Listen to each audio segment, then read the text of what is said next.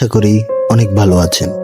আজকে আপনাদের সামনে যে ভিডিওটা নিয়ে কথা বলবো সেই ভিডিওটার নাম হলো এভাবেও ভালোবাসা হয়। ছেলেটির নাম হলো আরাফ। সে একদম শান্ত শিষ্ট স্বভাবের মানুষ। আর অপর দিকের মেয়েটার নাম হলো লিনা। সে চঞ্চল টাইপের মানুষ।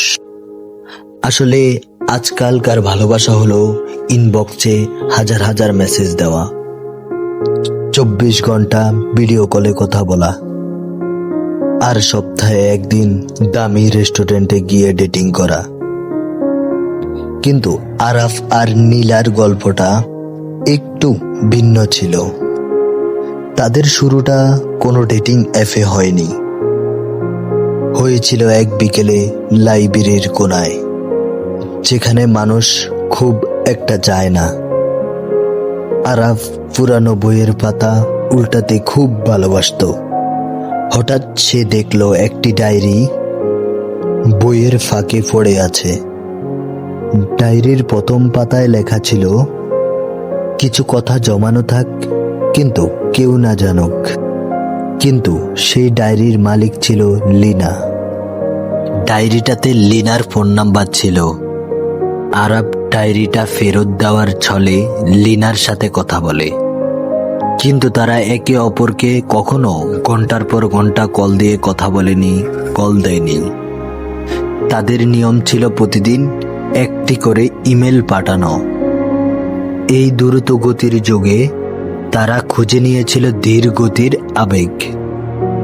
নীলা বলল, আরাফ, আমরা যদি সারাক্ষণ কথা বলি, একে অপরকে মিস করব কখন? মিস করার মাঝেই তো ভালোবাসার আসল টান, যেটা মানুষকে কখনোই ছাড়তে পারে না।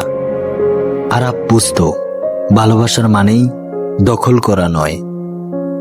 ভালোবাসার মানে হলো একে অপরকে নিজের করে থাকতে দেওয়া।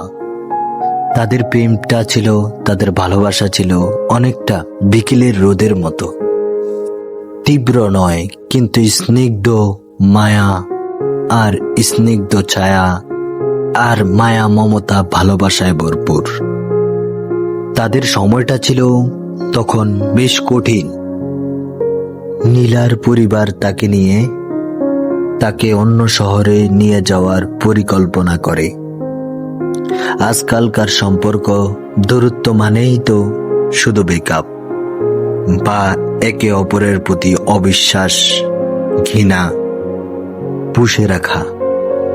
নীলা যাওয়ার আগে আরাফের হাতে একটি ছোট কাচের ঝাড় তুলে দিয়ে বলেছিল, যখনই তোমার মনে হবে আমি তোমার পাশে নেই, এটার ভিতর থাকা ছোট্ট চিরকুটগুলো পড়ো।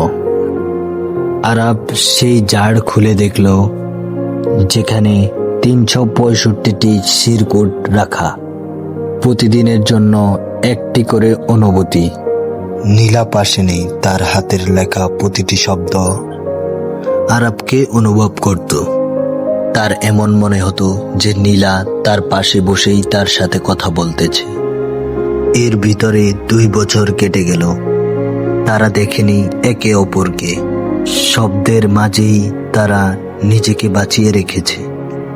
একদিন আরাফ নীলার শহরে না জানিয়ে চলে গেল। গিয়ে দেখল নীলা এক অনাথ আশ্রমের ছেলে মেয়েদের সাথে বসে আছে। আরাফ দূর থেকে দাঁড়িয়ে দেখেছিল। সে নীলার কাছে গিয়ে নীলাকে জড়িয়ে ধরল না বা নাটকীয় কোনো চিৎকার করল না, কিন্তু সে নীলাকে দূর থেকে দেখেই তার চোখে অজস্র পানি এসে পড়ল। সে তখন বুঝল, কাছে আসা বা স্পর্শ করাটাই ভালোবাসা নয়। কারো ভালোবাসা থাকা দেখে নিজের ভিতরে প্রশান্তি খুঁজে পাওয়ার নামই ভালোবাসা। ইউটিউবের পর্দার স্ক্রিনের ভিড়ে আমরা যখন দামি গিফটের লোক দেখানো প্রেমে ব্যস্ত, তখন আরাফ আর নীলা আমাদেরকে শিখিয়ে দেয়, ভালোবাসা কেবল প্রদর্শনের বস্তু নয়, এটা বিশ্বাসের এক অদৃশ্য সূত্র। অনেকেই বলবে, এটা কেমন প্রেম, যেখানে দেখা নেই, কথা নেই, কিন্তু দিন শেষে আয়নার সামনে দাঁড়িয়ে যখন আপনার মন বলবে যে কেউ একজন আছে আমার জন্য প্রার্থনা করে, তখন ঠিকই বুঝবেন এভাবেও ভালোবাসা হয়।